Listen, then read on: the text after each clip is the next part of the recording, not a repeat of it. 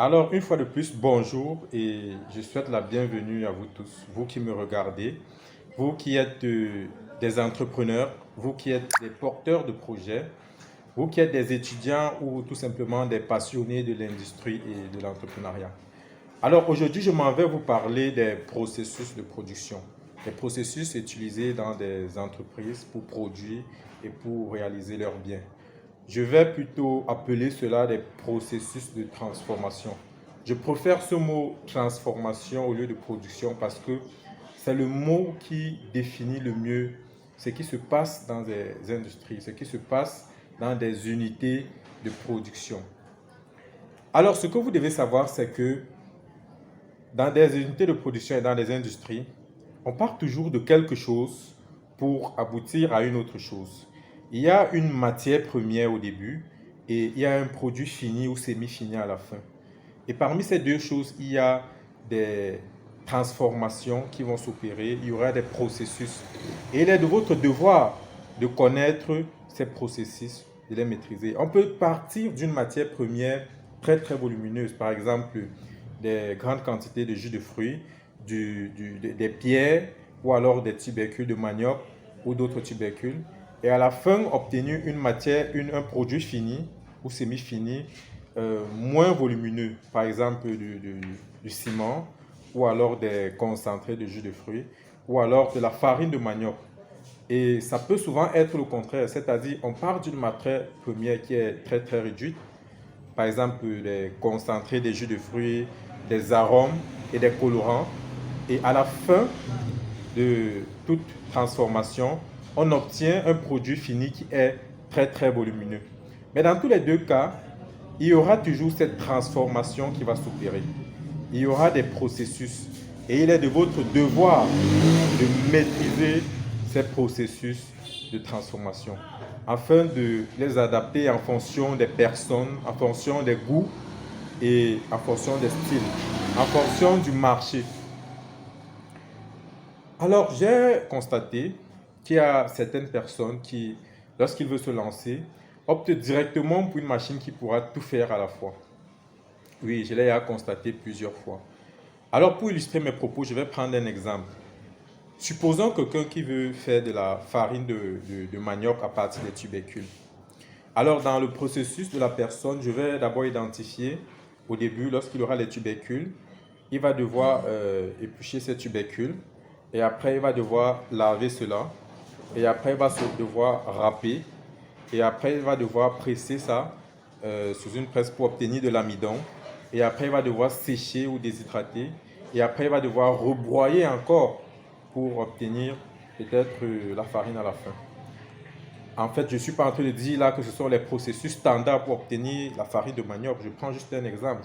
Pour obtenir une farine de manioc, ça va dépendre du producteur. Vous pouvez, après avoir peut-être lavé vos tubercules, directement déshydrater et après broyer, vous pouvez sauter une étape. Ça dépend des propriétés de la farine que vous voulez obtenir à la fin. Je prends juste cet exemple comme ça pour illustrer mes propos. En fait, dans le processus de cette personne, on va compter environ 5 étapes. Éplucher, laver, râper, presser, déshydrater, rebroyer. Environ 6.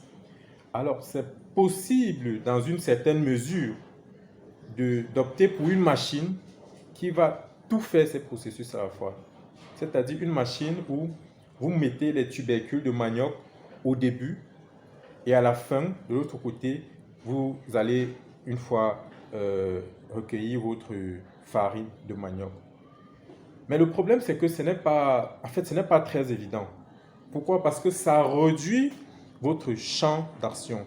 Ça diminue toute possibilité de pouvoir manipuler le produit, de pouvoir transformer, de pouvoir peut-être personnaliser cela.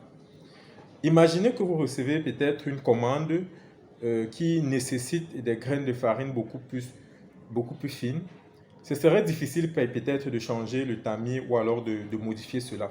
Et au cas où peut-être la machine tombe en panne, vous serez obligé de réparer cette panne, peut-être si la panne ne concerne qu'une seule partie, vous serez obligé de réparer cette panne avant de continuer. Ou peut-être dans certains cas même d'acheter toute une nouvelle machine. Et du coup, ça devient problématique. Si peut-être au niveau du lavage dans la machine, il y a un petit souci et que certaines graines de terre ou de sable parviennent à s'échapper sur cette étape, à la fin, dans votre farine, on va retrouver cette saleté-là, cette terre ou ce sable. Et ça devient la problématique. Ça peut vous causer des grosses pertes. Ça peut même vous causer des ennuis. Alors, ce que moi je conseille souvent, c'est d'identifier les processus et de trouver le moyen de faire chaque processus à part. D'isoler ça d'une certaine façon, pas isoler complètement. Ça doit toujours rester connecté aux autres processus, mais il ne faut pas que l'erreur qui pourra être commise sur une partie ou sur une machine puisse affecter le reste du processus ou alors le condamner. Non. Alors, je conseille souvent aux personnes de trouver une façon, une manière de séparer cela.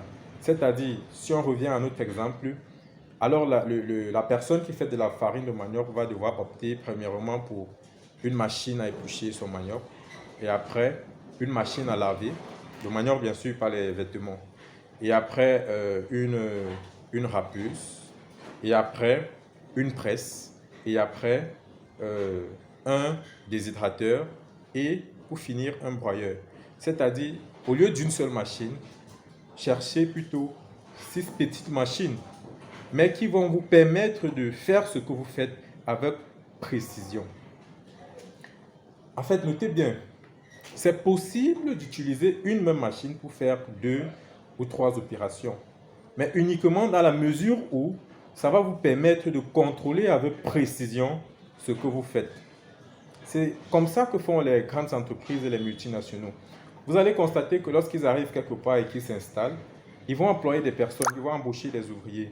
Et dans leurs industries, à chaque poste de travail, il y aura soit une équipe, soit quelqu'un qui sera là pour contrôler les opérations. Et s'ils font ça, ce n'est pas par hasard. C'est parce qu'ils ont constaté qu'à chaque niveau, il fallait contrôler avec précision ce qui se passe. Et je vous rappelle que ces personnes ont largement des moyens pour fabriquer des machines, pour concevoir des machines qui pourront faire tout cela à la fois, qui vont conséquemment réduire la présence de l'homme, voire même éliminer. C'est vrai qu'avec les technologies de robotique, ce serait peut-être possible dans un avenir, peut-être pas très lointain. Mais pour le moment, si vous voulez investir en Afrique, redescendez sur terre. Trouvez le moyen de bien faire et d'obtenir les meilleurs résultats. Si vous avez les moyens, alors trouvez des machines sophistiquées, passez vos commandes et achetez des moyens sophistiqués, des machines sophistiquées qui vont vous permettre de mieux faire et de ne pas trop stresser. Mais n'optez pas trop pour la facilité. Je tiens à vous rappeler que les machines, les outils mécaniques et les supports mécaniques n'ont pas été créés, n'ont pas été conçus pour faire le travail à votre place, mais pour vous aider à mieux faire votre travail. Je m'appelle Caleb Camara et je suis fabricant de machines. Je vous donne rendez-vous à très bientôt pour une prochaine vidéo.